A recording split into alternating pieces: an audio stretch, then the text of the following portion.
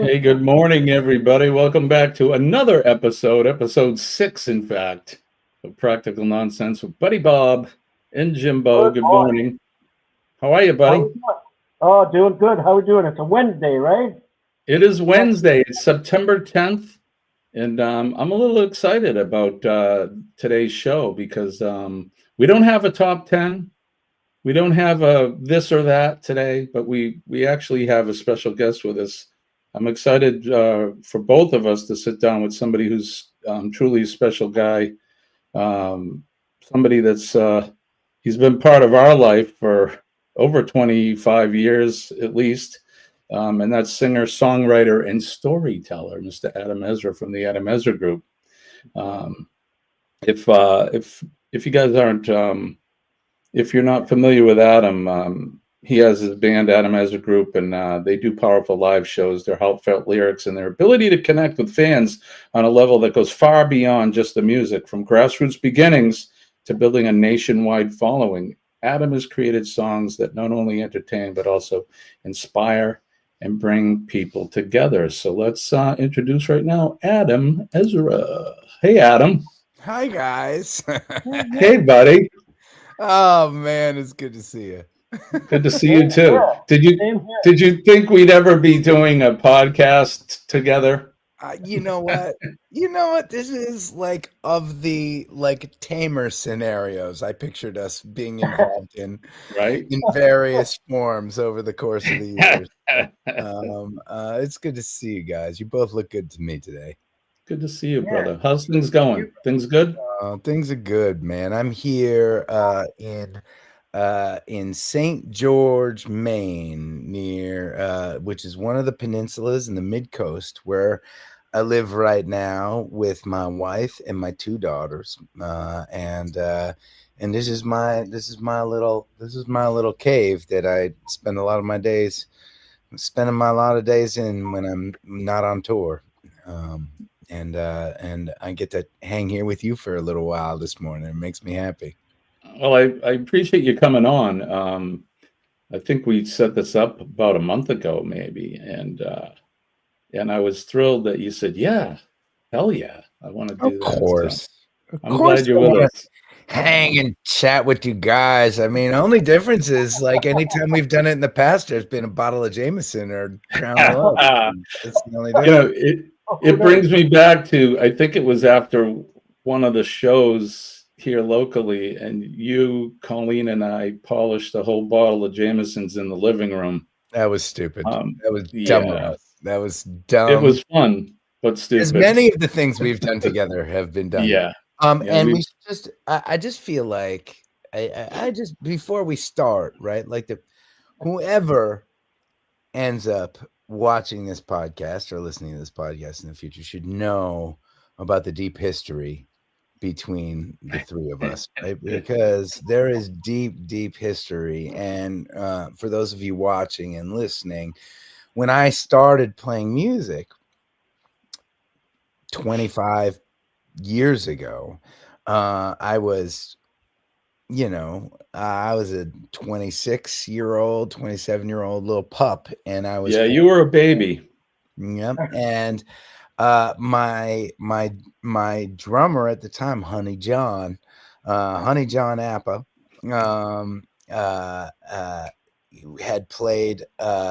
had played in a band with you, Jimbo. And He in fact did, yeah.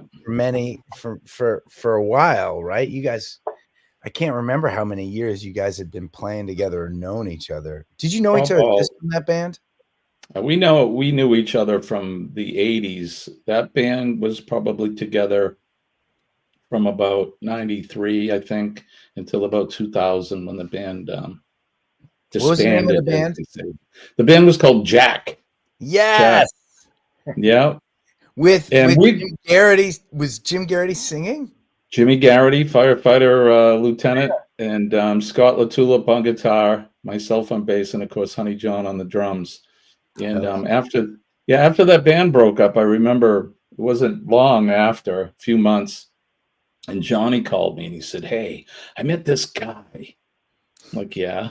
He goes, "Yeah, we're looking for a bass player, and I'll send you some music." And I'm like, "Okay." So you have to understand, we were playing like heavy metal music. It was heavy. Not heavy music. And you still come out. And I get a CD in the mail of a total 180-degree different style of music, which was your music. Little songwriter boy. John, what's this band you're playing with? And so then anyway, so I came and I met you and auditioned, and next thing I know, I spent, I don't know, 3 or 4 years on the road with you, something like that. You know what? I wanted to know that, right? Like I wanted to figure out how many years we were actually playing together. Were you on which album or albums? Tumble Down was one I was on. You were, and there may have been that was your era, Tumble Down. Some EPs, maybe some little small, two-song things. So here's the thing for you watchers and listeners out there, right? Because what I didn't know when we auditioned Jimbo, who was a lieutenant in the Derry Fire Department and was quickly dubbed the lieutenant by me on stage, right? Yeah. I think it was the good lieutenant. The good lieutenant. Yeah. The good lieutenant. But what I didn't know is when you are in a band and you hire Jimmy, you also get Buddy Bob as a package deal. Now, you got to understand, these guys, this is the coolest thing, in my opinion, about this podcast. Like, you guys, to me, it's like Bert and Ernie. It's like peanut butter and jelly. You guys were always like, And so, like, suddenly, like, we show up at the first gig, and this dude is there, and he's helping load the gear and hang out. I'm like, who is this? And Jimmy's like, oh, that's Buddy Bob. You'll get to know Buddy Bob. Sure enough, Buddy Bob, we did not play a gig, I don't think, without you in the however many years. And he would be driving with us in the van. He'd come to all the shows. He'd help us load the gear. He would just hang out. And people would say, what does that guy do in the band? And I'd say, oh, that's just Buddy Bob. And then they would be like, what's his role? And I'd say, no, that is his role. Buddy Bob is his role. Is Buddy Bob, and he comes with us. And it was I got a lot of memories of those days. And we played, it was the beginning, right? So we were playing tiny little bars. We'd play 5-hour gigs in bars where we were outnumbering the audience in the corner. Like, it didn't matter. I would just, and at the time we didn't have an agent or anything. I was just calling up. Talk about grassroots. I was calling every bar in New England to try and get gigs. We'd play at the ski lodges. We did Yep. some shows out on Nantucket. We would do My first gig with you was at a college. I remember we played in this, like, it was like this hallway or something between buildings. Was You remember that for Nantucket Nectars? Were we doing the Nantucket Nectars? Yes, the Nantucket Nectars So, thing. right, And there's like kids changing classes while we're playing. It was not glamorous. I mean, none of our shows were glamorous, right? But we would take any gig that we could. And at one point, I remember this, right? There was a guy that I knew from high school who was working PR or something for Nantucket Nectars, the beverage company, and he's like, dude, I really like your music. I think we could do a thing. And we made, right, there was like a little EP that was branded Nantucket Nectars, and we went on a Nantucket Nectars college tour, which was not necessarily us like playing concerts at college as much as us setting up in various like hallways and cafeterias and gymnasiums or whatever, and just playing like, and the college kids that we were playing, they didn't know there was going to be a concert that day. So suddenly there's like a handful of strange dudes playing music on their campus. Yep, that was it. That was the Nantucket Nectars tour. the Nantucket Nectar tour. I remember that vividly. I remember most of it vividly, not all of it. We were talking off air about a couple of the hijinks and things, like playing in New York and driving around. We would go down, man. Our spot, I think, during your chapter, I think our spot was the Bitter End, right? And we always and the Elbow Room a couple times. I think we only played that once, Buddy B. I think we played that once, and then we started playing the Bitter End, and we would go. We had a thing going that we'd play there. Yeah, we'd play there like what? A lot. Four times a year, something like that. You know, maybe even more. Maybe even it was once a month for a while. I mean, I knew that I would. You're right. I would just and this was just me making right. Like when I wasn't on the road with you guys, I was just making calls and trying to book gigs all the time. And we would go. And the Bitter End is this legendary. For those of you that don't know, is this legendary small club, holds about maybe 150 people tops, in Greenwich Village, New York City, and it's got a lot of rock and roll history. Now the interesting thing about the Bitter End, as with many rock clubs in New York City, is there's so much demand, there's so much stuff going on, that in order for the model for these rock clubs in New York City was that they would put like 7 bands on the bill over the course of the night. Music would start at like 7 p.m. and it would go to like 3 a.m. and every hour slot would be a band. And there would be very little changeover time. There'd be zero sound check. You have bands. You could only get in and out through the front door of a tiny club. So like throughout the night, it's just constant like chaos of like drum sets and bass rigs and guitar amps filtering in and out. And we would play these sets there, and the guys at the Bitter End liked us because and it was we killed there. Yeah, we would do all right. And it was a different chapter when, I was just out of college. I had a bunch of buddies in New York City, and we would go there and we would play, and and the place would pack out for us. We had some good memories. We had some good memories at the Bitter End. Yeah, it was great. Bitter End was good. Greenwich Village is a kind of a special little neighborhood there in New York. It was good times. It was cool that we got a chapter there. Across the street from the venue, do you remember the pub? The Peculiar I thought it was next door. But it was next door. I think it was next door. I remember everything. You had to go down some stairs. Was it the Peculiar Pub? Was it? What it was called? Yeah, it was in the basement of that. We would play our set.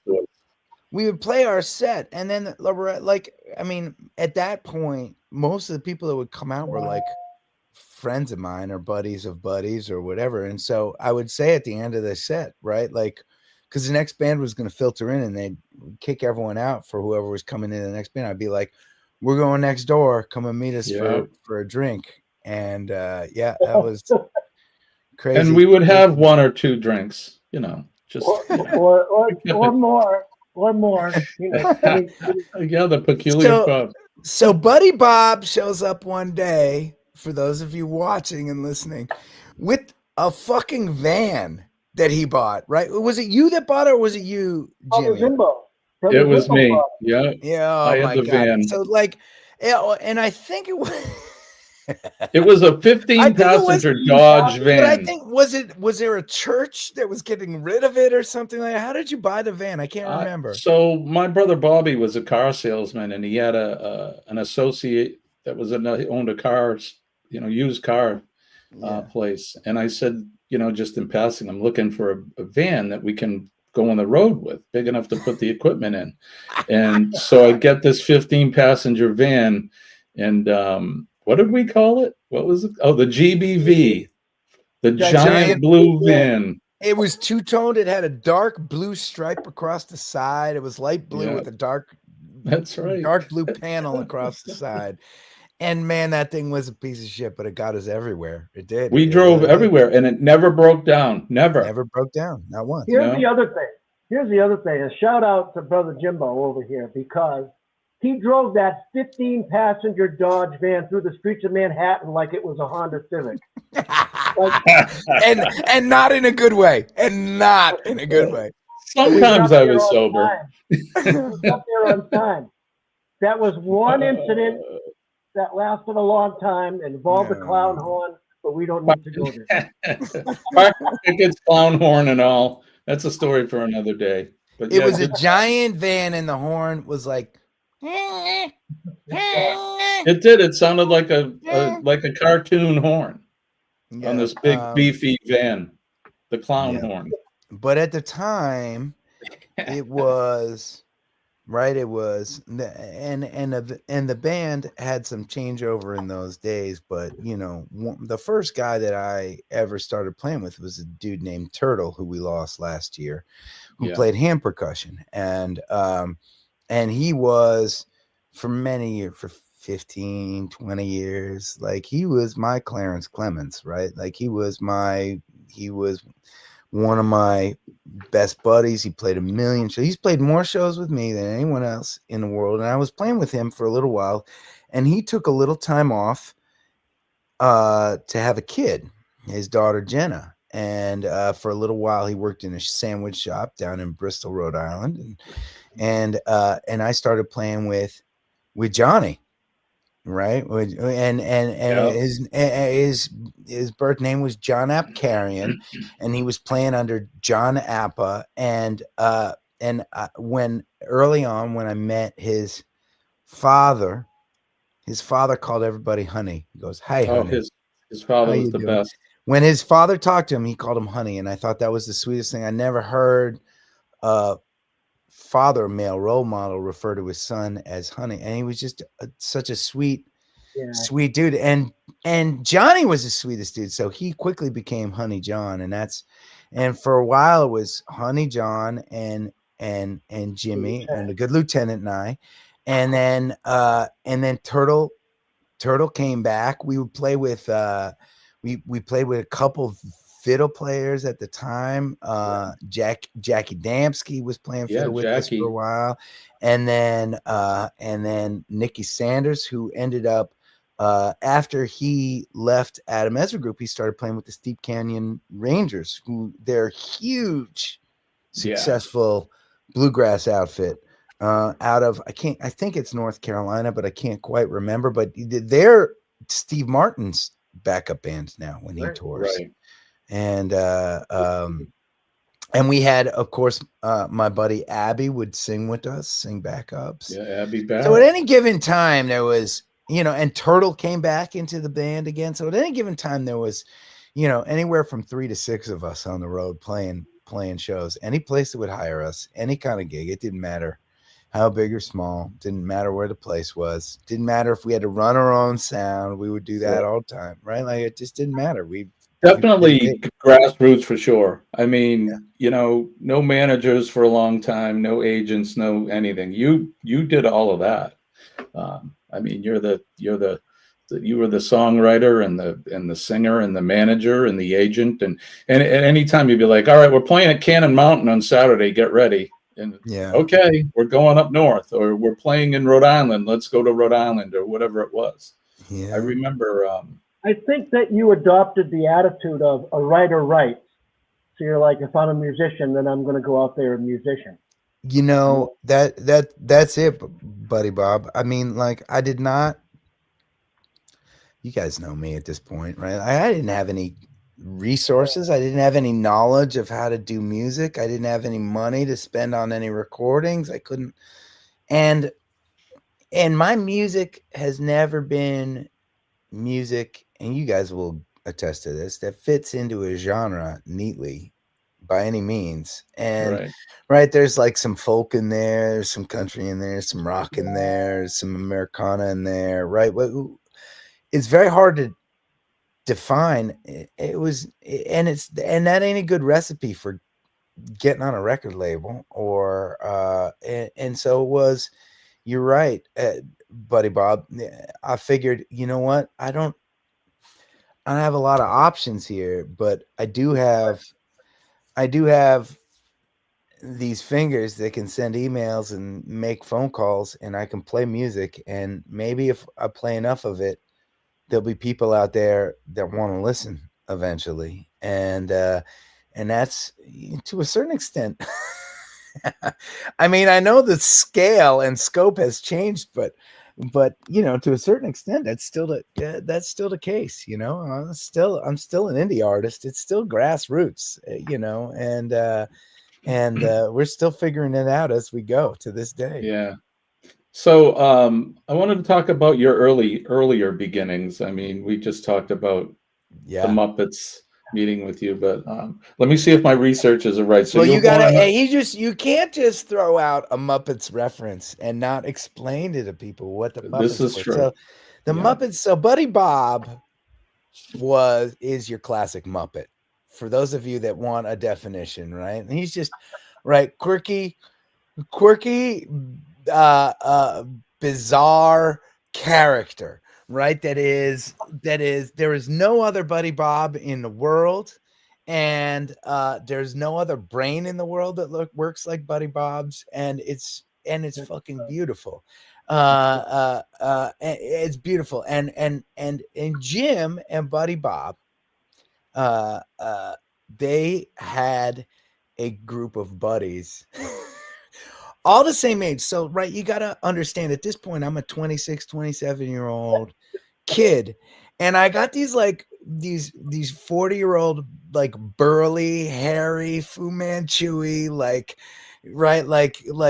characters on the road with me, hanging out. So it was always Buddy Bob and Jimbo, but sometimes it would be some of the other Muppets as well. But I quickly called them the Muppets because you could just sit in a room and experience them. And I'm not talking you don't have to interact with them.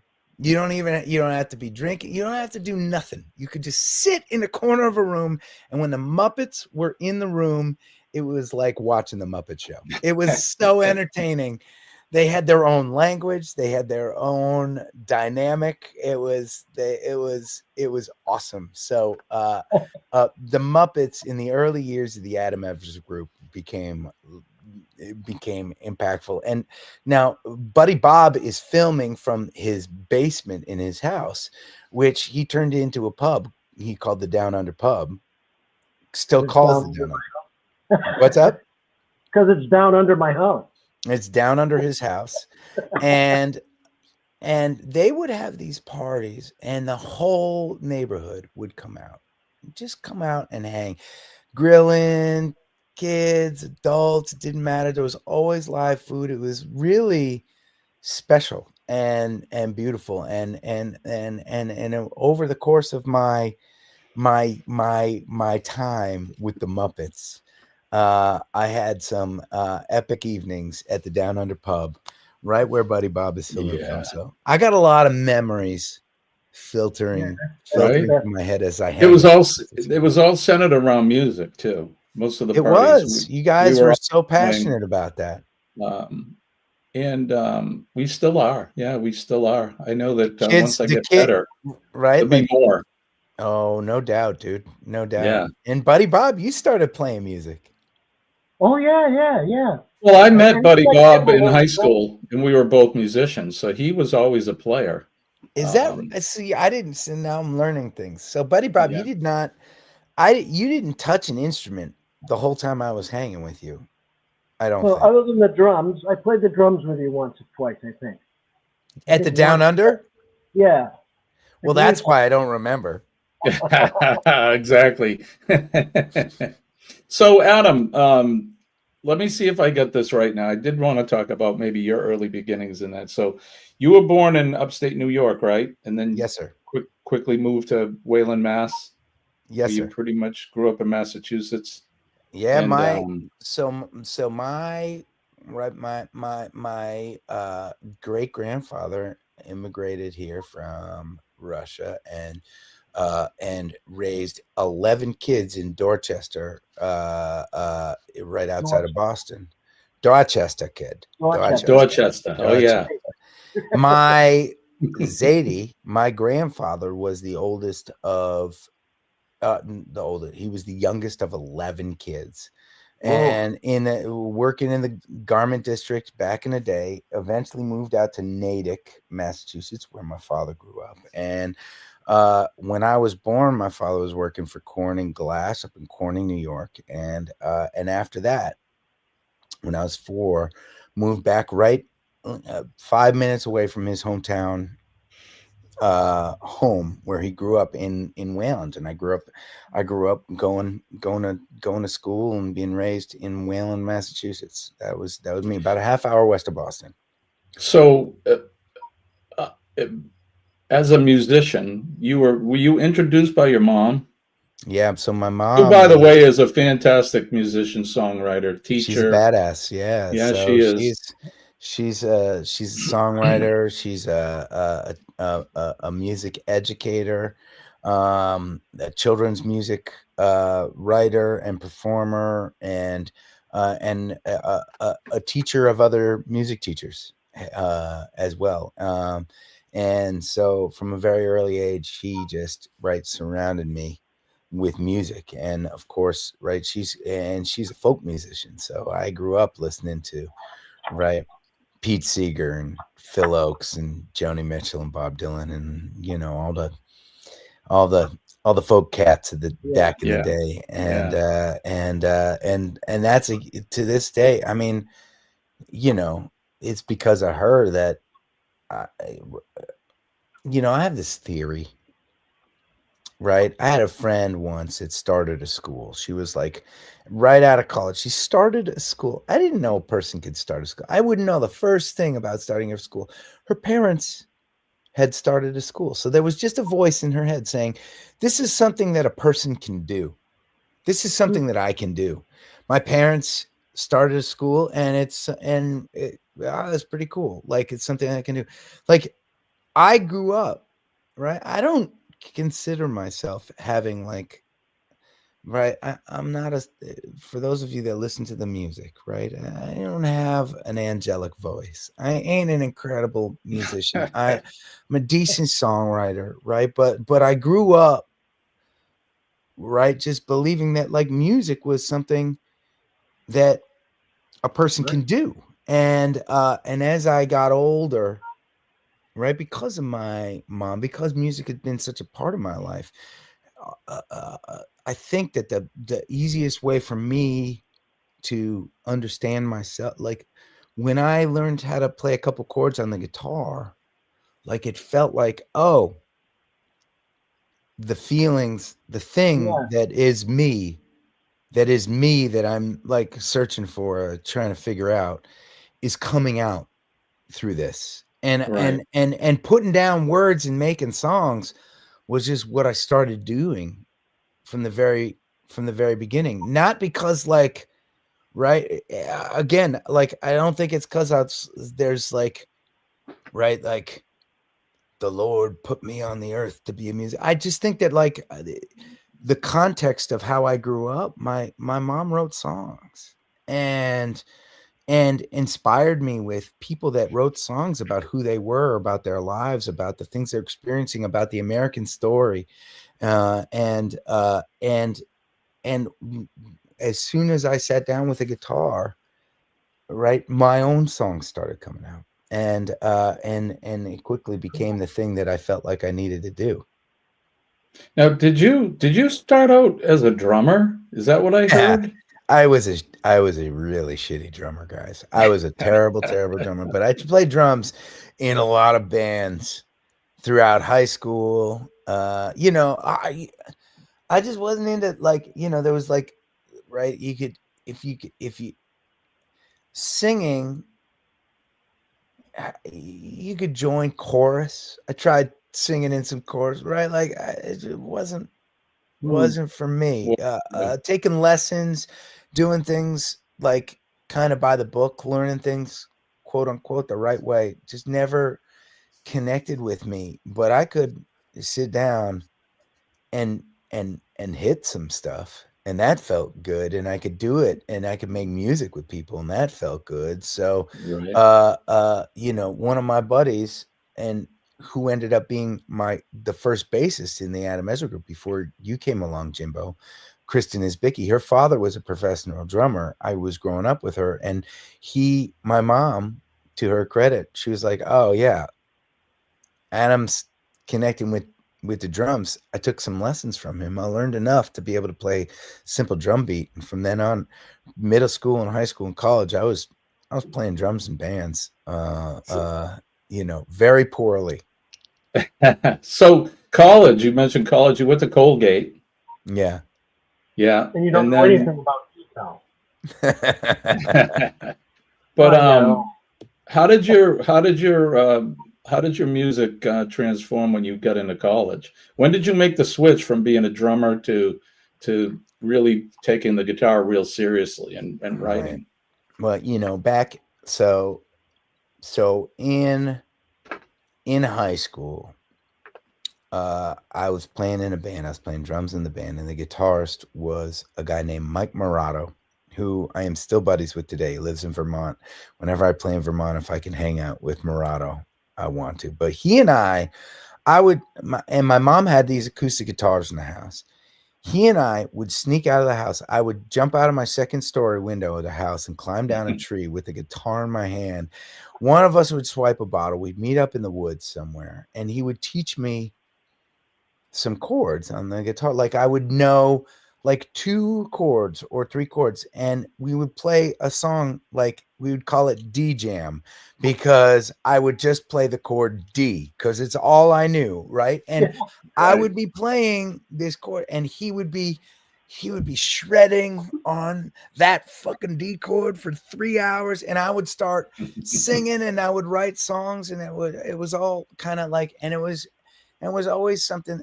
Those were very formative, inspiring nights for me. And I started to write some songs in high school, and in college, you know, I wasn't so focused on academics as much as I was focused on playing lacrosse. I got to play Division I lacrosse at Colgate, and I was passionate about that, and I played in some bands for fun.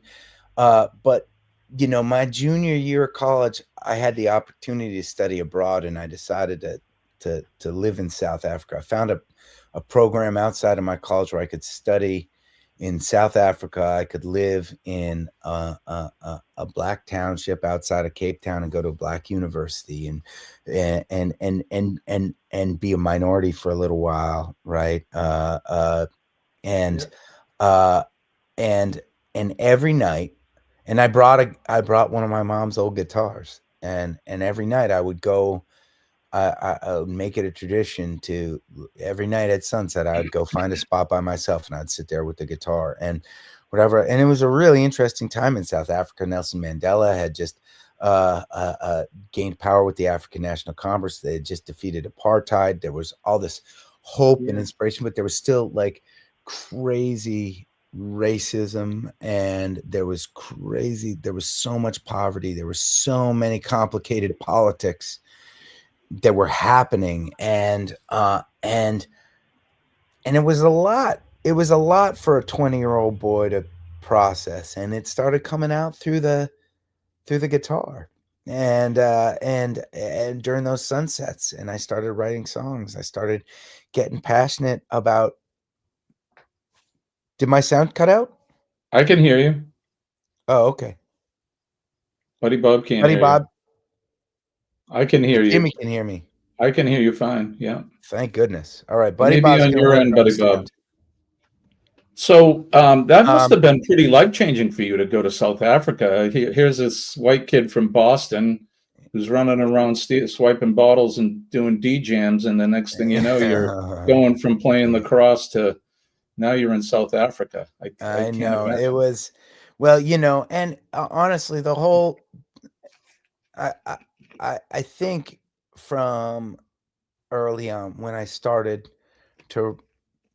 grabbed that guitar in high school with Murado out in the woods, right? Like I started to, one thing I'm very proud of is that I just felt like I made this kind of pact with myself, right? That like life is going to be short. I know I don't appreciate it yet, but I know that because everybody says it. And I'm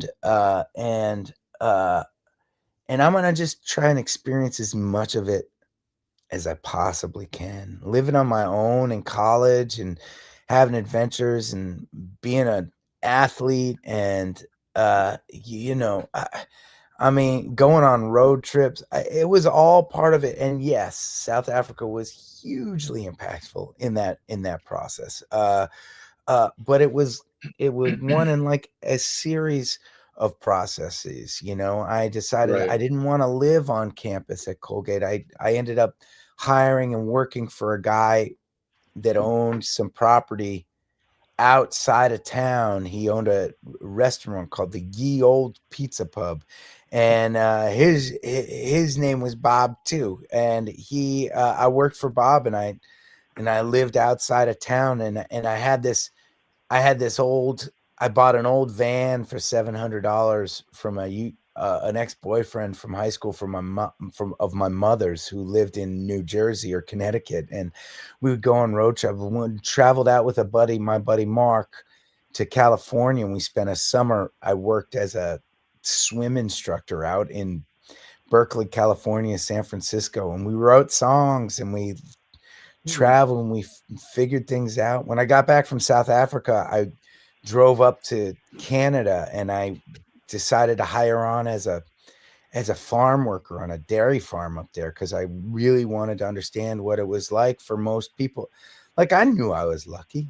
I knew I had a golden ticket. I could go to college. Like, you know, right? Like, what percentage of the population in the world gets to do that? Gets to actually choose what they want to do in their lives, right? I wanted to appreciate that on a different kind of level than I felt like my peers appreciated it. So I worked on a farm, and it was up on that farm that you know, at the end of every 12, 13-hour day, I'd sit in one of those round bales, and I'd watch the sunset, and I'd write songs, and I made a pact with myself. And there it was that, you know, this is what I'm going to do. I'm going to see the world through music, and I'm going to write songs through what I'm seeing and feeling. And there's going to be no plan B. And I'll probably wake up tomorrow and I'll be 65 years old, still playing cover songs at Joe's Crab Shack on the North Shore of Massachusetts. But so be it. That's what the odds tell me. But like, this is what feels most like myself. And this is how I can express the most honest pieces of who I am. And so I'm going to just do this. And that's really when it all started. I graduated college, and I decided, okay, it's game time. You know, the only thing, go ahead.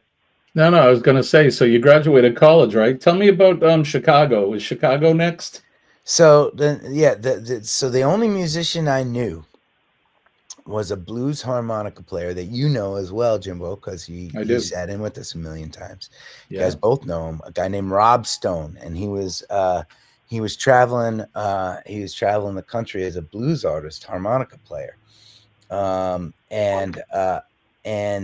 He was living in Chicago. He was teaching during the day. He lived with his brother, Jeff Stone, and they both taught at this private school in Chicago. And at night, Rob would go out and play blues. He'd take time off of school to go on tour with his blues band every summer. He'd be on tour, and they said, Adam, you want to start music? Why don't you come and live in Chicago? We got this closet in the back of our apartment. You can live there. It was this tiny, like, it was like an 8x8 room, right? Like it kind of like the length of a bed took up the whole side, 2/3 of the room. And it was just a mattress on the floor. And that's where I lived for a year. And I was the recess guy at the elementary school. And about 6 nights a week, I would go out and I'd play open mics. Rob said, you know what, if you want to do this thing, you got to get used to playing in front of people. Chicago's a huge city. I mean, I grew up in Boston. Compared to Boston, Chicago is like just geographically, it's like 50 times the size of Boston. It's huge, right? And there's music and there are all these bars spread all over Chicago. And for those of you that know the open mic scene, in most towns, a lot of bars have an open mic night. It's a good way for bars on an off night to get a bunch of scrappy musicians to come in and buy a beer or two and play a song. And I'd play these open mics night after night after night after night. And, and that's really, by the end of that year working at that school, I was playing, I had a bunch of little gigs at tiny bars and coffee shops and Borders Books and those kind of places. Yeah, Nice. that's pretty cool. I mean, so far, what a life, traveling the world a little bit. Then you ended up back in Boston after Chicago. In Boston, I started calling around trying to get gigs in little bars. I wanted to be a part of something that was bigger than myself, though. I was always inspired by I was inspired by, believe it or not, we talked about folk music as an early influence. I got into high school and classic rock blew my mind, and Zeppelin and Hendrix and the band. And I just, I loved it. I started to, we would go in, we'd sneak into Great Woods, which is now, I don't know what it's called now, but it'll always be Great Woods, right? But the amphitheater outside of Boston hold about 20,000 people. We could sneak into the back lawn back in the day, and we would go, and I would see the Allman Brothers tour every summer, and the Black Crowes and Steve Miller Band, and and we would just, that was summertime. We would drive down there and we'd hang there. And I was inspired by the bands that were a little jammy, that you didn't know what you were going to get each night. And every night was a little bit different. And so it really, to me, when I showed up at Great Woods as a high schooler and suddenly there's 20,000 people there that I don't know, all strangers, but suddenly I'm just feeling connected with everybody. Before the show even starts, we're hanging out, tailgating in the parking lot. You guys have done your share of tailgates. You get it, right? Sure. Like it was like, just being in that parking lot with people, getting ready for the show. There's nothing like it. You look around, everybody's your brother because you're, and I love that. I love the way that music brought it together. And I particularly love the way it felt when we were going to see a jam band, because I felt like those communities of people were there to experience a moment in time that would never happen again. Grateful Dead, Fish, right? But even the improvisational, like, I've probably seen Allman Brothers. I saw Allman Brothers every summer for 10 years in Boston when they would come through, right? And it just felt like every night was going to be something a little bit different, right? And that was exciting to me. And so I'm in Boston, and I want to put together some musicians. I want to be about something bigger than myself. I want to start to create culture around these songs that I'm writing. I didn't really have these words to describe what I wanted at the time. I just knew that I wanted to start playing in a band. And the first guy I hired was Turtle. And for a while, Turtle and I just played hand percussion together, and it was just a duo, me and a hand percussionist. And after Turtle left, we talked about it earlier, started working with Johnny, and then you, and then we were kind of off to the races after that. Was there ever a point in those early days where you were like, I don't know, man, playing, you're playing the little bars, and believe me, we've played a lot of little bars together, and sometimes we'd play to a lot of people, and then other times we'd play to nobody. And was there a point ever where you decided, like, I don't know, maybe this isn't the thing for me? Maybe I should just stop doing this and get a real job, so to speak?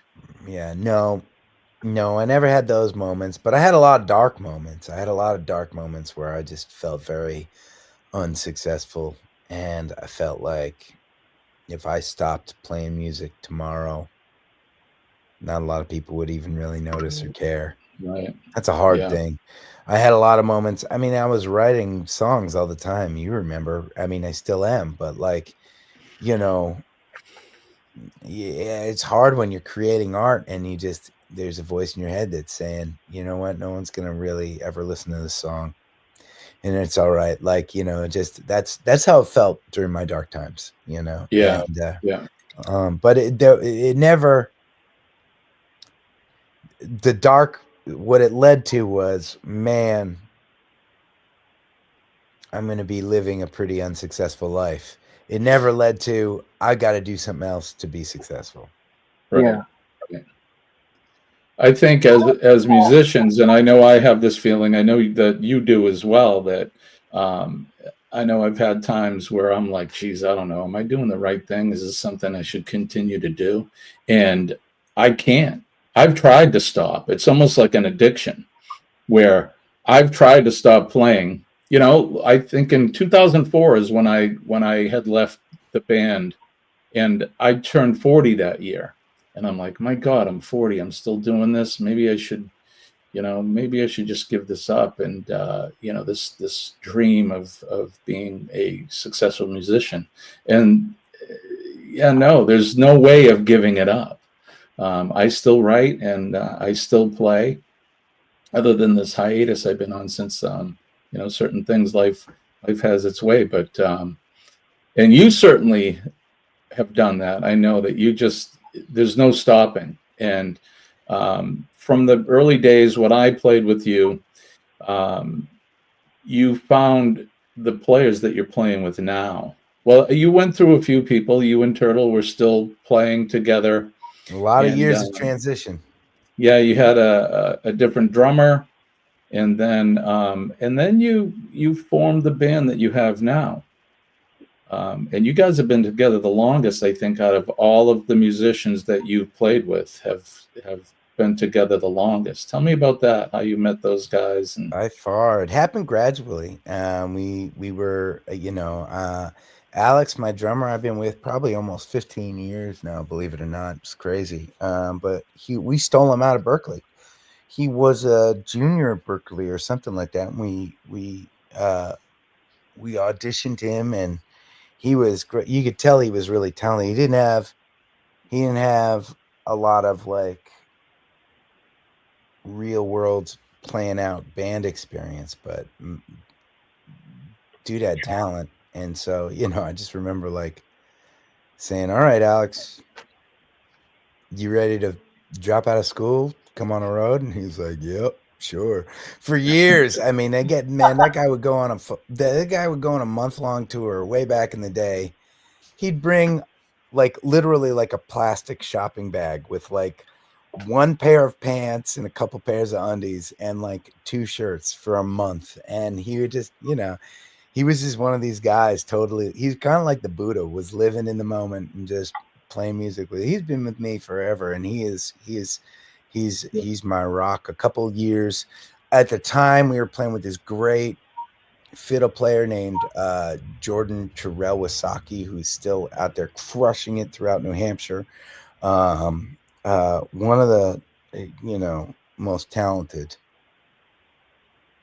fiddle players. Him and Nicky. The fact that I played with both him and Nicky Sanders is bananas to me, because I can't think of better fiddle players than them. And at the time, we came out with our first kind of little viral success with a song called "The Devil Came Up to Boston," which is a spoof on Charlie Daniels Band song, "The Devil Went Down to Georgia." And we had been invited to go on tour with a country band, and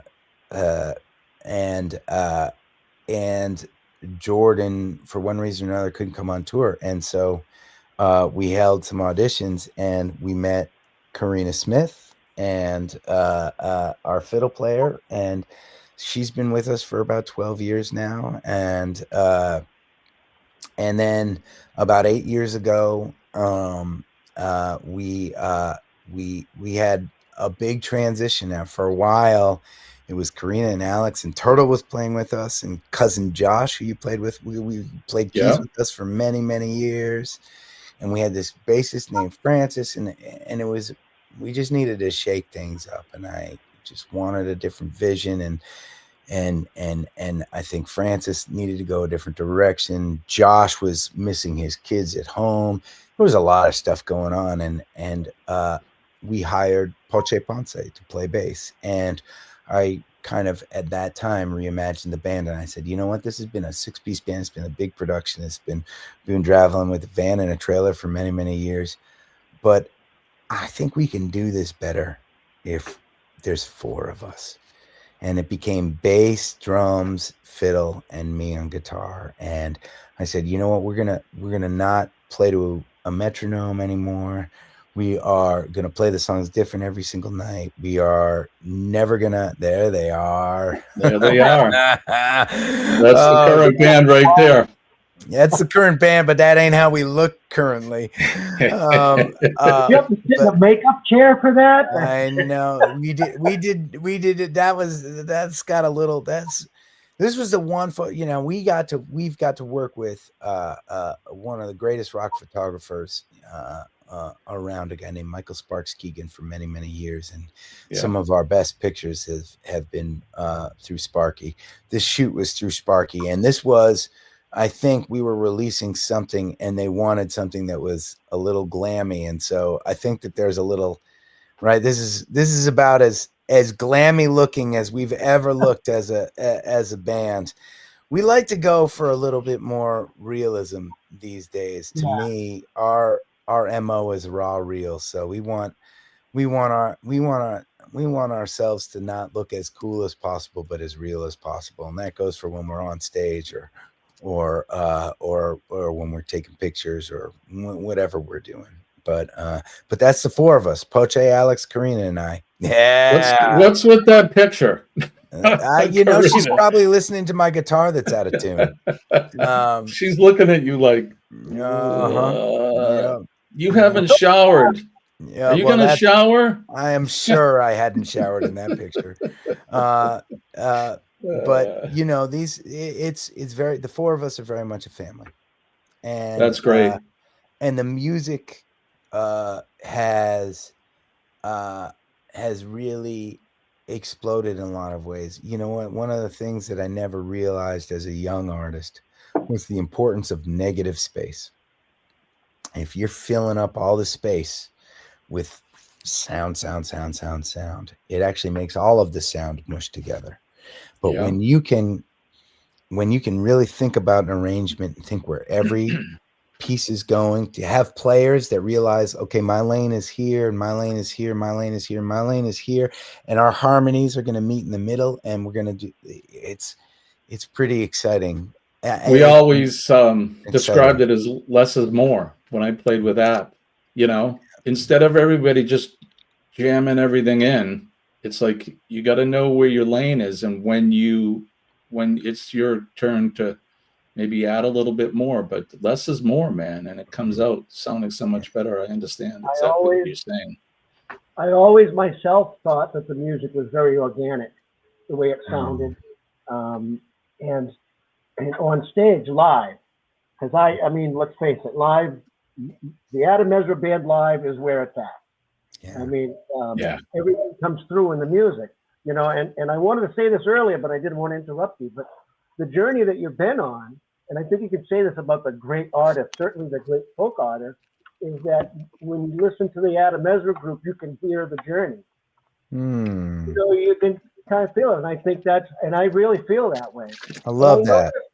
When I was with you, Adam, early on, I don't know, maybe the third or fourth gig I went to, I became acutely aware of people in the crowd singing along to your music. Isn't that crazy? So my question is, at what point did you become acutely aware of that? And like, where did that take you? You know, it is still a surreal experience because, right, right, it's been 25 years, right? Not a fairy tale story. It's been 25 years of long drives and lugging gear and a lot of those years not playing to a lot of people and not feeling like I was successful or impactful with the art that I was making. And it was always just, okay, keep writing, keep playing, keep putting one foot in front of the other. And along the way, you're right. It has, we play shows now. And I mean, aside from like people that have hit songs, like our audiences are singing all the words to all the songs. And it is just the coolest, most rewarding thing. And sometimes I wonder, Buddy Bob, I mean, you very thoughtfully, I think, summed it up in your ability to kind of feel the journey that's happened and that is happening, right? When we're on stage. I mean, that's the mission, right? The mission when we play is not to present a finished production, but to be making art in real time based on where we're at. And if I'm dealing with something that day, it's going to come out on the stage. I'm going to talk about it in between songs, right? If something stupid happens at the venue, well, it'll spark the next song that we play. We never have a set list. And so, I guess I would say, to answer your question in a very roundabout way, I mean, I was aware the very first time somebody sang one of the lyrics to my song because I thought it was the coolest thing ever. And that the validation of that, the feeling of that, right? Like here I am, like digging into myself and trying to create art and pouring it onto this page, and I'm going to create this song, and I don't know if anyone's going to listen to it, and I've got backlogs of songs that no one's ever going to hear, right? But like when I get up onto a stage and one of those songs has made it through, right? One of those little sperms has inseminated the egg, right? Right? Like out of the, right? Like that's what it feels like. It's like, it broke through. It broke through the membrane, and somebody, right? And somebody else has felt this art that I'm making, and they've not only felt it, but they've like taken it into themselves, and they've learned it, and they're wanting to sing it along with me. God, that's cool. It's cool. I mean, you've certainly touched a lot of people. You're selling out shows now, and the crowds are growing and growing. And believe me, I haven't played with you in such a long time. Gosh, it's been 20 years. But I've been watching, and it's unbelievable how things have grown. And that I know that you've always chose a little activism too throughout your career. You know, you pick a cause and you grab a hold of it, and you formed Rally Sound. Why don't you tell me a little bit about that? Yeah, I mean, you know, back. So, I mean, right, it was just beginning back in the day when you guys were rolling with me, but you guys know because we did a bunch of, you know, someone would be raising some money for a cancer walk or wanting to build a handicap accessible ramp for their neighbor or supporting an orphanage in Uganda. And they'd say, we're putting together a little event. Will you play? And my answer was always yes, yes. And over the years, it always felt to me like there's shows that were that right. People were experiencing the music. We were having this great night, but we were also doing a little good for the world at the same time. That the music, it made the music sound better. It made the community connect deeper. It felt, all of it felt better, it was, I want to say around 16 or 17 years ago that I said to myself, you know what, I kind of want to formalize this mission, and I want to put a little, like, I want to put a team together to help me run the activism side. I mean, it's a catch-22 for artists that want to be activists, because right, more often than not, you ain't getting paid for the activism you're doing. No. And for an artist like me, for a band like us, where we were really living hand to mouth and trying to survive as musicians and not sure that we could, prioritizing activism was a delicate tightrope. You know, it also ended up being one of the things that solidified our community in such a powerful way. So I have got no regrets to that. But the Rally Sound mission was empowering community through music, and the mission was essentially that over the course, I wanted to create an engine through which we could support these causes throughout the year, and eventually, as we grew, maybe we could empower other artists to do the same thing. And each year we would support as many different causes as we could, as many different activism-based events as we could, and once a year we would host our own big event. And we called that one the Ramble, and the Ramble is a festival that we host every year. It's free for anyone that wants to come. They can donate if they want, and the Ramble has a mission, which is to put an end to veteran homelessness. And last year alone, our grassroots little festival raised over $150,000 for our veteran heroes. So that's awesome. Like the shining, and it is a festival run entirely by the fan community. Over 200 volunteers basically dedicate huge portions of their summer to like putting this festival together, and it is the most inspiring thing I've really ever been a part of. That's unbelievable. Now, you just had it was what, 2 weeks ago, I think? Yeah. A week and a half ago?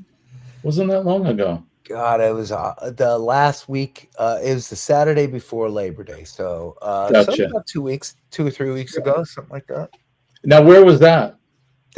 So these days, the Ramble takes place at a location called The Mountain, which is on a mountainside in Wachusett Valley, Ashburnham, Massachusetts, just south of the New Hampshire border, not far from you guys. But one of our board members has this beautiful property on the side of a mountain, and over the last 4 years, we've slowly been excavating out this festival ground and building a stage and running electricity and Wi-Fi. I mean, doing all the things, guys. I mean, it's a big production at this point, and it is a super amazing thing to be a part of. That's so cool. I'm glad that things are taking off, and it's such a great cause, because one of the things I know I do, as you know, I do I have another channel here, and one of the things that I talk about, especially at the end of every live stream I do, is I talk about our veterans and how important they are, and for people to make sure that they support them and thank them. And I couldn't think of a better way than you helping, these veterans. And a lot of them need help. I mean, they come back from, what am I hearing? Something's happening, but, Yeah. they come back with post-traumatic stress, and some of these guys are homeless and all of that. And it's, I think, an important way to give back to these folks that have given so much for us. I mean, given more than you think, not just their time, but they're giving up part of their whole self for this. And I commend you on that. My hat's off to you for doing those things. It's quite an extraordinary thing. So, Well, and I also just think that, like, so many of us are a couple bad breaks away from being in trouble. Right. Exactly. There's a fine line, right? It's and I mean, all of us to a certain extent. You take the most successful person in the world, he's seen the riches to rags stories out there. We can all, and I just think there's never been a more important time in our history to just, we all can become so isolated looking at these screens all day long. And there's never been a more important time to look out for each other, to look out for our neighbors, to make a little extra effort to let folks know that, we're not alone in this world. And that is particularly the case with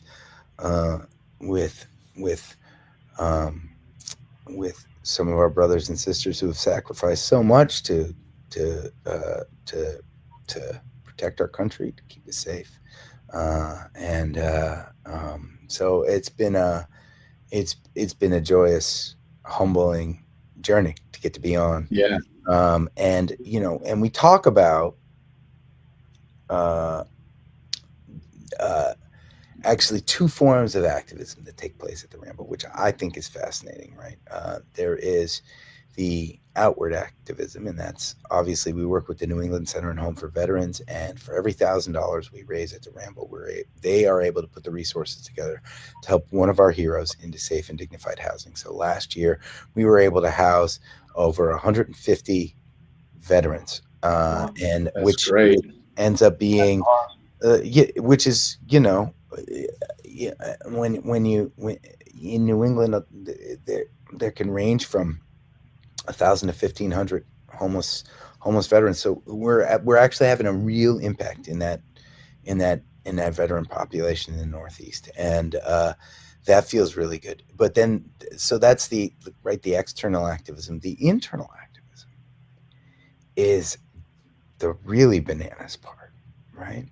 Because every single person that's involved in the Ramble gets to take ownership in the work that we're doing. And I've always been a believer that activism ain't about licking stamps or lying in front of a bulldozer. We all have skills. We all have hearts that beat inside our chests. And we all have the ability to put one foot forward. And when we can do that, when we can partner with other people, when we can come together as a community, even a grassroots underground community, even a tiny grassroots underground community, we can do incredible, powerful things, and we can have an impact on the world. And I don't know about you guys, but it's hard not to wake up every morning, read the headlines, go online, and feel insignificant, right? Right. And I just do not believe that that's the case. I think the most significance there is in this world is our ability to look out for one another and help our neighbors. Agreed.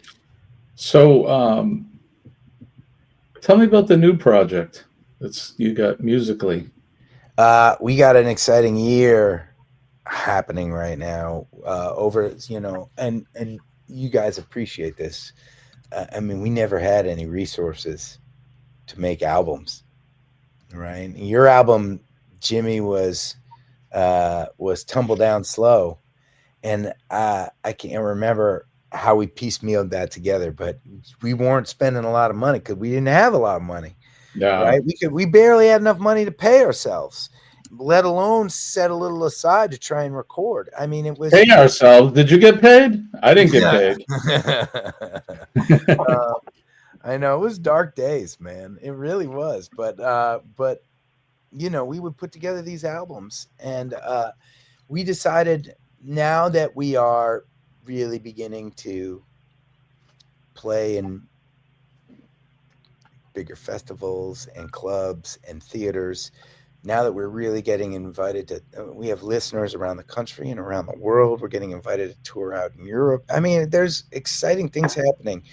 We wanted to do justice to all of this momentum, and that meant really investing in the next album. And so over the last year and a half, we've been flying back and forth to Austin, Texas to record our next album, which is going to be called Revelate. And we just released our first single on that album called Revelate, and you are watching the really stupid video that we made where we were on scooters. The plot of this music video is that the van breaks down and we scoot our way to our show. But actually the cool part of this video, can you scooch to the end? Because this was a real concert that we ended up showing up at the end of this video. There it is. And we told these fans that, look at that. Isn't that cool? Right? They were so fired up. They saw the camera crew, and we played this song, and this was in Fairleigh, Vermont. And it's a testament to just the spirit of our audience. That's what it feels like to play shows. And not all of them are that big, but they are all that inspiring to play in. So we wanted to capture a little bit about what it's like to be on the road with us. Some of it is this kind of like us not taking ourselves too seriously stuff, right? And grassroots bands just trying to get by in any kind of way we can duct tape it together. And then some of it is this. Some of it is getting to be up on the stage and connect with people and have them sing around with us. That's fantastic. Tell us a little bit about Revelate. What's it about? What inspired you for that? So I've started playing on this mandolin, this octave. I bought an octave mandolin, which is like, it's like a lower. It's like a mandolin, but it's bigger. It's one octave lower than a normal mandolin. It's a little lower to fit my gravelly voice. This song Revelate was the first song on that I ever wrote on that instrument, and really it's inspired as I was playing these chords, and you guys know. Right, like this song is just like basically G chords and C chords and an occasional D chord thrown in. Right, like it's the simplest thing that you could ever imagine. But playing it on that mandolin made me feel different things, made me think different things, and it made me think about all the experiences I've had. Buddy Bob, it made me think about the road that I've been on to get where I am today, and how. It's not only the good experiences that shaped me, but it's the bad experiences too. It's the struggles. It's the dark times. And so Revelate, that the phrase that keeps happening in that song, bring the fire, bring the water, revelate, meaning let's celebrate all of it, the good and the bad. And I kind of made up that word revelate. It's actually not a word, but you guys know revelation and right. And you heard about John the Revelator. No one's ever used the word revelate as a verb. Right.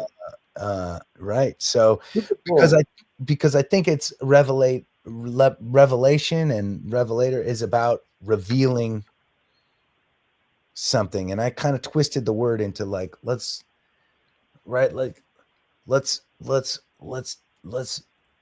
take a joyous moment to feel the good and the bad, right? And that's what Revelate's about. Now, Jimmy, you switched to a song called "Sweet Beautiful Thing" that we released in the beginning of the summer. Not a part of the album, but a song that I wrote with my buddy Kyle down in Nashville, inspired by taking a drive with my daughter. And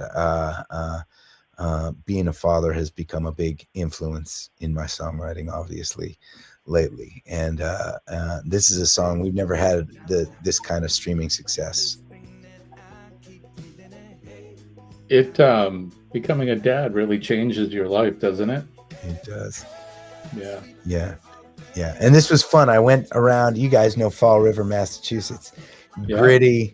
Gritty Massachusetts, Milltown City. And I was like, you know what, let's make this guerrilla video. We don't have budget to make a video. I'm gonna just walk around the city and I'm gonna hand out flowers to people and see what they do.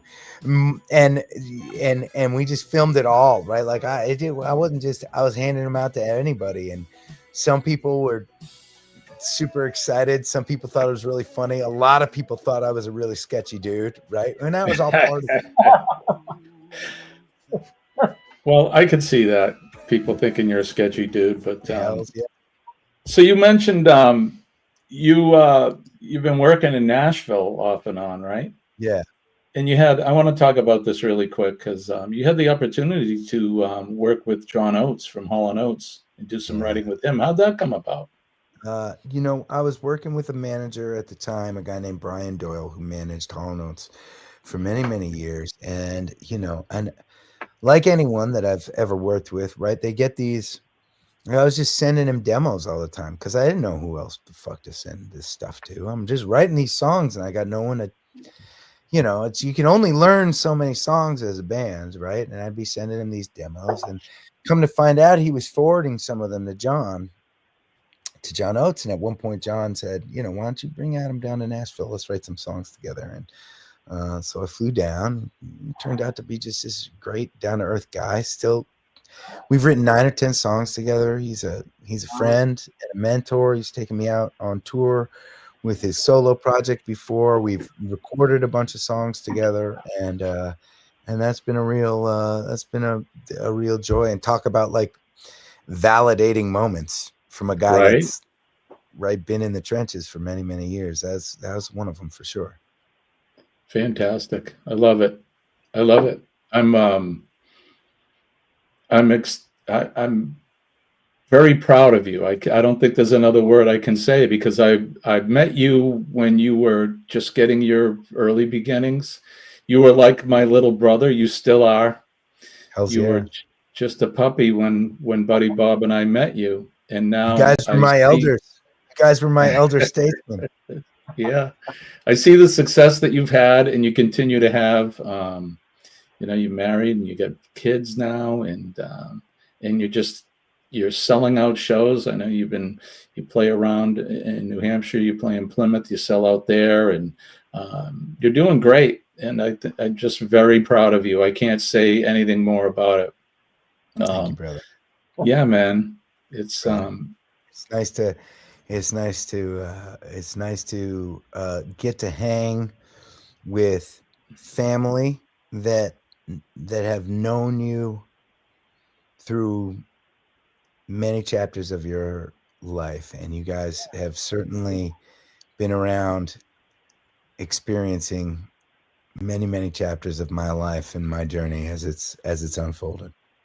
Yeah, I mean, one of the things that you've always allowed too. I mean, I met you as a musician and being part of your band, but we're more than that. Like you said, family. And I think of all the musicians that I played with in my career, and I played with a lot. You and I have remained just brothers over all these years, and it's fantastic. I know you're busy, and anytime I text you, you text me right back, or we try to meet up. If you're in the area, you're like, hey, I'm doing a show, you need to come out. And recently I haven't been able to do much just because of life situation, but it's just great. And I'm proud to call you my friend and my brother, and you're part of the Muppets, man. You're part of the Muppets. You know, I'm of age now that I got some gray in my beard. I think I can officially consider myself a Muppet at this point. It's a 2-man balcony is the only. You guys are like those guys, man. What God, the Statler guys. and Waldorf. They were named after hotels. They were named after old hotels in New York City. Statler and Waldorf. Oh my God, that is you too. Right? And There in the balcony. That's terrible. Hello, Mike. Hey! Hey, I got a question for you. I watch a lot of your videos, and I follow you loosely through YouTube and whatnot. Is how many stringed instruments have you not tried to play? And I've tried to play all of them unsuccessfully. No, you know what? I'm like a believer that like I don't consider, and you know this, Buddy Bob, right? I ain't a great guitar player. I mean, I got my own style that's Don't unique. sell I yourself taught short. myself I taught myself how to play. I got my own kind of thing that I do, and that's fine. But I've just always been of the belief that that if you can make sound out of a thing, you can make a joyful noise. And once you got that, you can write a song and share it. And so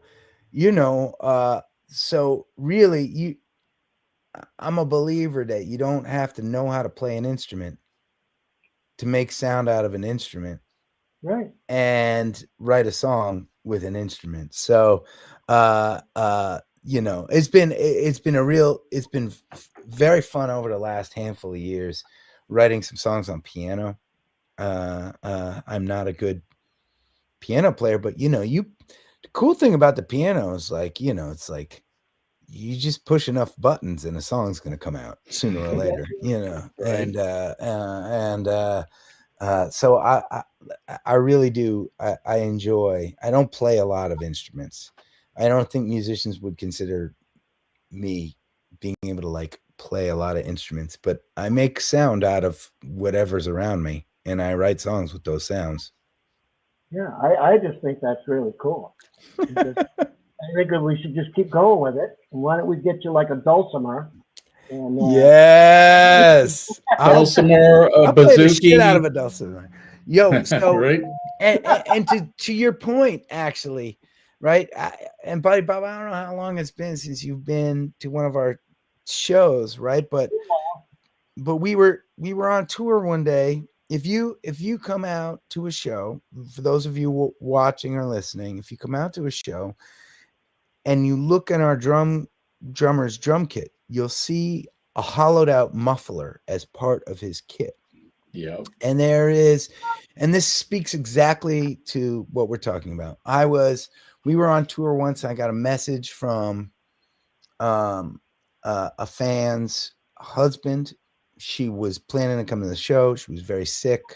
She thought she was going to be better in time, but it wasn't in the cards, and they didn't know if it was a terminal thing or not. Anyways, I decided to stop by their house in between shows someday, as I was kind of driving between one show and the other, and I was sitting at her bedside with her and her husband, and I played some songs. We talked about music, and at one point I was saying, I think music is the act of making a joyful noise, and once you're doing that, I could be playing a muffler and it wouldn't matter. It's still music. And come to find out, that husband was a machinist, and 4 months later, when she could get out of bed and come to her next show, they came out to see us, and he had hollowed out that muffler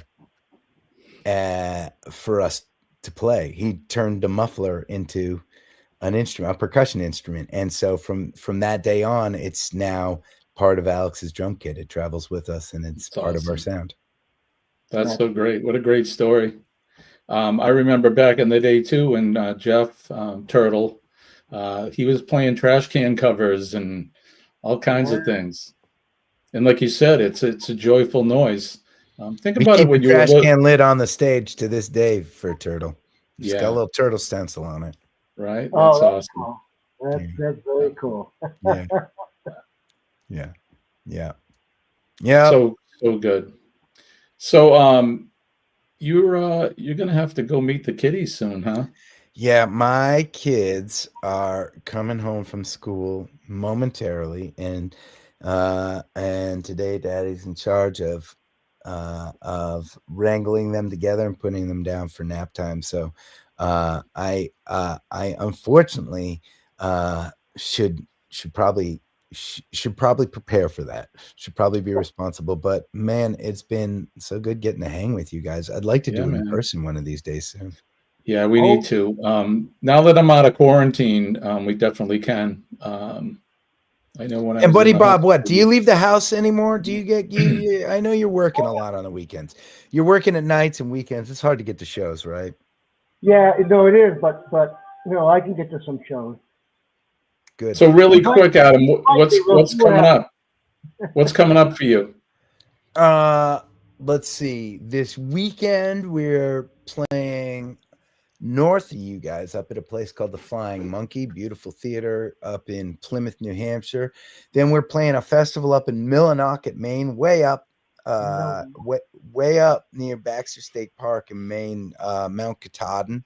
That's going to be super fun. We're doing a grassroots concert at a place called the Patio in South Bristol, Maine, and it's just 3 shows this weekend. Next week, I think we are doing a fundraiser in New Hampshire, and then I fly down to Captiva Island in Florida for a songwriters festival down there.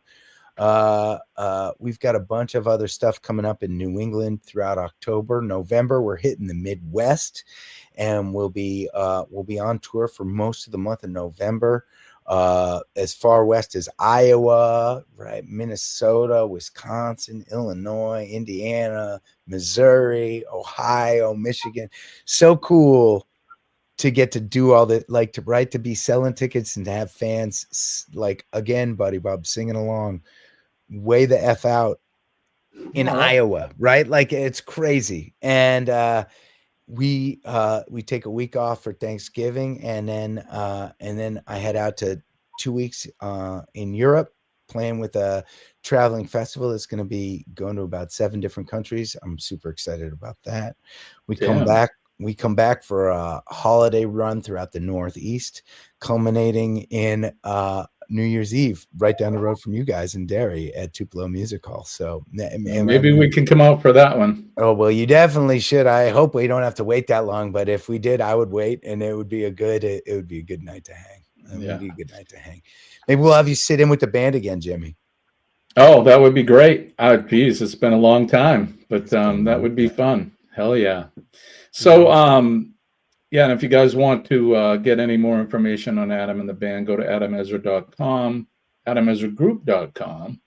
And I think it's adamezra.com, but I think both URLs will get you where you need to go. Yeah. And you can find us anywhere you look for Adam Ezra or Adam Ezra Group on the socials and all that good stuff.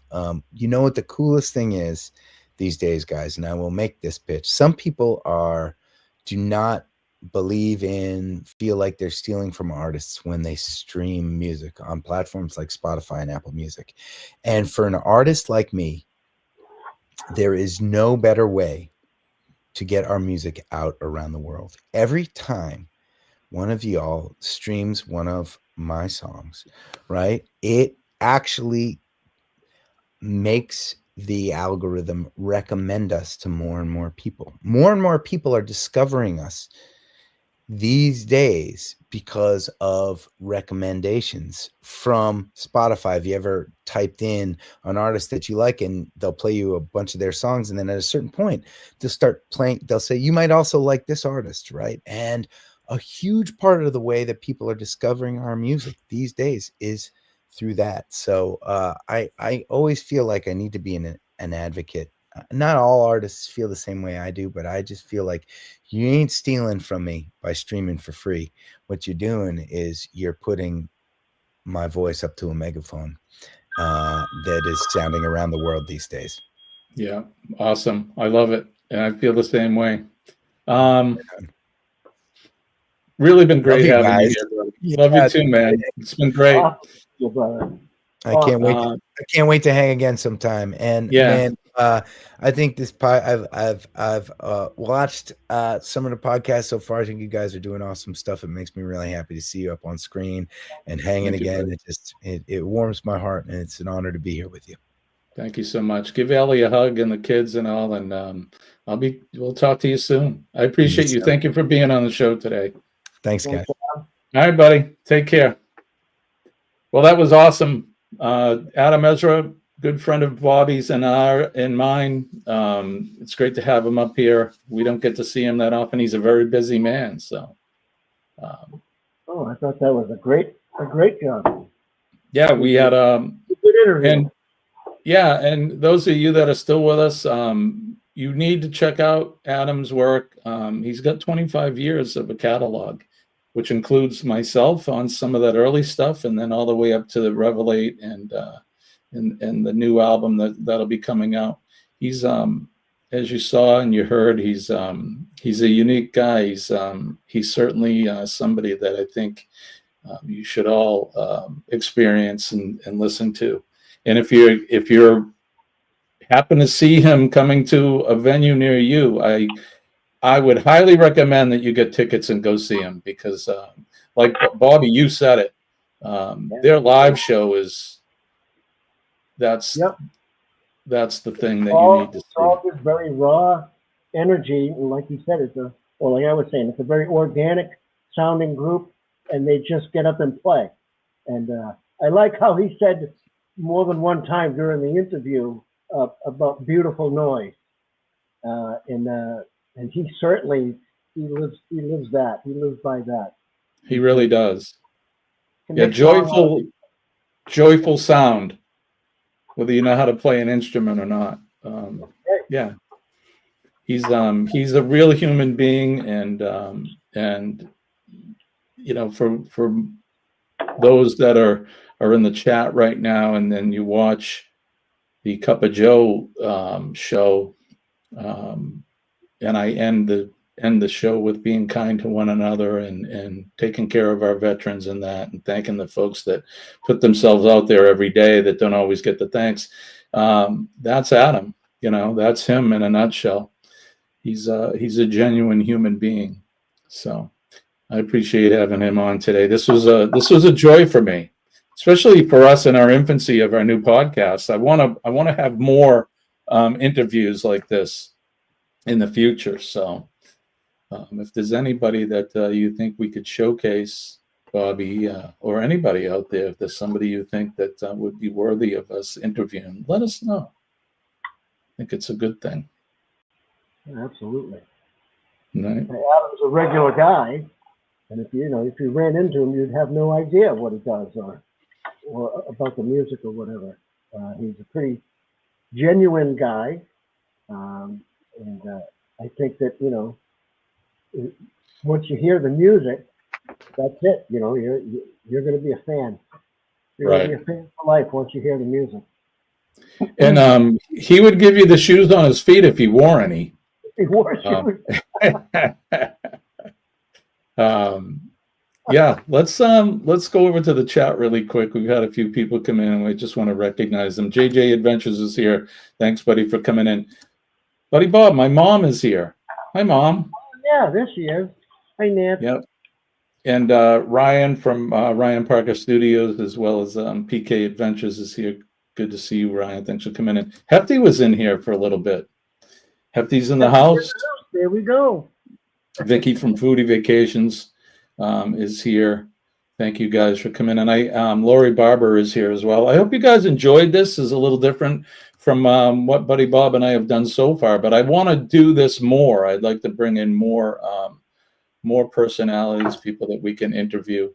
And if you guys have any ideas for any content for the show, let us know. What are you into? Do you want us to do something on the mysteries of religion or archaeology or anything? Let us know.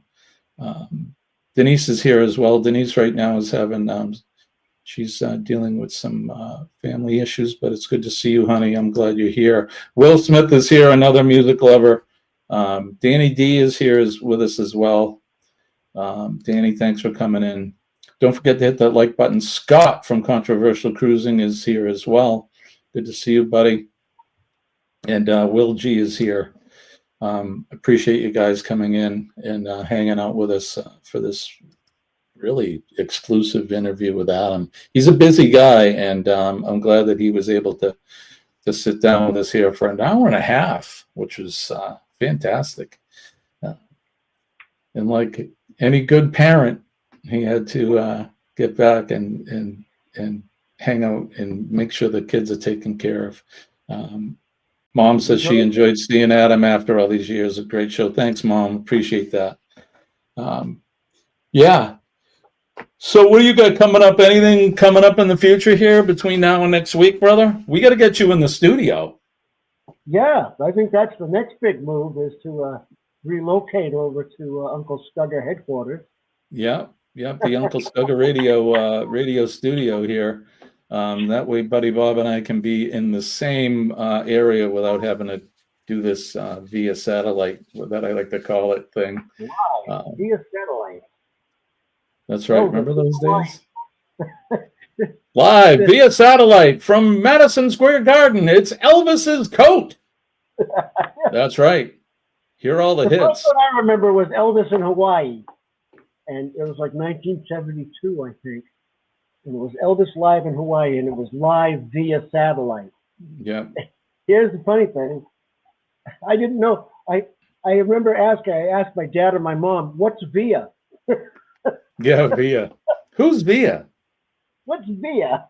And now everything is via satellite. When I say that we're via or via satellite, it's absolutely true because we're coming to you from, Bouncing off the satellite. We are bouncing off a satellite and back to Earth, and it couldn't be more true. In fact, it froze up a couple times. I don't know what's up with Starlink today, but I had a couple snafus with that. But that's technology for you. It went in and out. Not a big deal. Not a big deal. Well, I think we're going to finish a little early here today. I don't think anything we do here on in is going to match that awesome interview we had. So. Well, that was great. That was great. I really appreciate Adam for doing that. Like you said, he's really busy, and it was really nice of him to take the time for us. Yeah, and if like I said, if you guys you'll be doing yourself a what's that? A disservice? A disservice, yeah, that's the word I was looking for. Disservice. If you don't check out Adam Ezra and the Adam Ezra Group, and like I said, go over to the website and find out where he's playing, because it sounds like he's going to be touring the country here throughout the month of October, November. And you would be doing yourself a disservice if you don't go and see the live show. The music is fantastic, but when you watch the live show, it puts it all together and really shows you what they're all about. They're fantastic. So yeah, there you go. Anything else you want to add before we get out of here, brother? Nope, I can't think of anything. Looking forward to the next show. All right, so we'll see you guys next Wednesday at 11 a.m. Yeah, that's it. This has been Practical Nonsense. We will see you guys later. Bye-bye.